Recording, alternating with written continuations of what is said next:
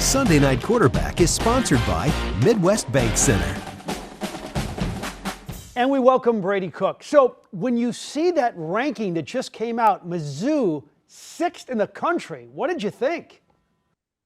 It's a little surreal. It definitely is. But at the same time, Drinkwitz said this 3 days ago in our captain's meeting. He said, listen, let's check in after the bye week. Let's get through these first 4 games. We'll check in at that bye week. Then we have another 4-game stretch. We'll check in at that bye week, and then we'll finish the season. So, right now we're trying not to think about it. Obviously, these early rankings are what they are, but it's definitely an honor at the same time. Point blank was your 31-yard touchdown run, the whirling dervish where you're high-stepping and hurdling in, your most athletic moment as a Missouri Tiger. Yeah, the play obviously wasn't designed to do that. It's a designed rollout play. We've ran it before, but our tight end wasn't able to get out. He kind of got held at the line, ran into a couple guys, and really I just replaced him. I saw kind of the seas part.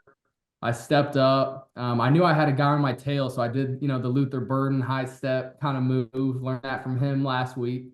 And then obviously there was some gymnastics, near the goal line, but found a way to get in the end zone. That was definitely a fun play. How did your teammates feel about that athletic move? They loved it. Yeah, everybody on the sideline was pumped up, doing what they do. Showing me love, doing what they do, but. I think I definitely impressed some of my teammates. So passing-wise, you were very efficient, 24 of 36, and in the process, you passed Blaine Gabbert for 6th on the all-time yardage list. What does that mean to you? Yeah, that's crazy. Someone told me that as I was walking out of the facility last night at about 10 o'clock, and it was weird because, Blaine was a quarterback that I really started to watch when I was younger. I was able to really start understanding football. When Chase was playing, I was really young, so everything wasn't resonating, but I watched a lot of Blaine Gabbert and I looked up to him big time. So to hear that, that's pretty crazy. Boy, another guy who had a great game was Theo Wease. 13 catches for 149 yards. What makes Theo Wiest tick?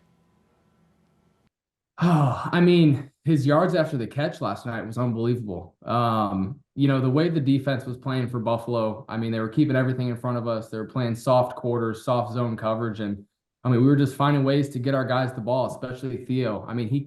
He caught most of his routes, I'd say probably between 5 and 15 yards, but he made the most of it every single time. He was breaking 1, 2, 3 tackles, extending the play, finding work, finding yards, and I'm not surprised.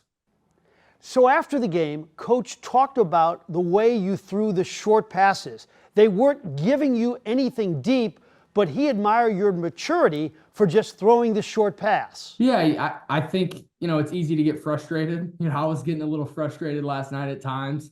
You want those big chunk plays. You want the down the field throws.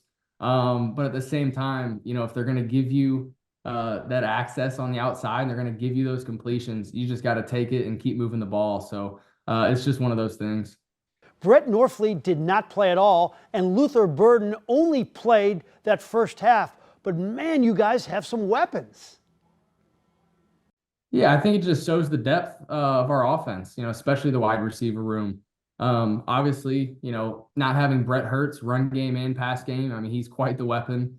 And obviously we all know Luther. So I think it speaks to the depth, like you said. We have a lot of guys that can step in and get the job done. Josh Manning, Mekhi Miller, Daniel Blood.